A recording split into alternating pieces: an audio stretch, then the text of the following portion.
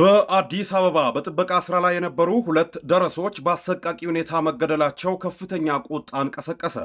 በለሚ ኩራ ክፍለ ከተማ ወረዳ 5 ሰሚት ጨርቆስ ኮንዶሚኒየም መግቢያ በጥበቃ ላይ የነበሩና በመልካም ስነ ምግባራቸው የሚታወቁ የዲን የእስልምና እምነት ተማሪዎች ማለትም ደረሶቹ መሐመድ አደምና መሐመድ አሊ ባለፈው ቅዳሜ ሌሊት በግፍ ተገድለዋል ሲል ሀሩን ሚዲያ መረጃ ይዞ ወጥቷል። ግድያው የተፈጸመው ቅዳሜ ግንቦት 29 ቀን 2018 ሌሊት እንደሆነ የተገመተ ሲሆን አስክሬናቸውም ከሁለት ቀናት በኋላ ሰኞ ሰኔ 1 ቀን 2018 መገኘቱ ተጠቁሟል። ሟቾች የጥበቃ ስራ በሚሰሩበት ስፍራ ምንም አይነት የንብረት ስርቆት ወይንም የዘረፋ ምልክት አለመገኘቱ የግድያውን አሰቃቂነት አጉልቶታል። ከሟቾች መካከል መሐመድ አሊ የልጆች አባት መሆኑም ታውቋል።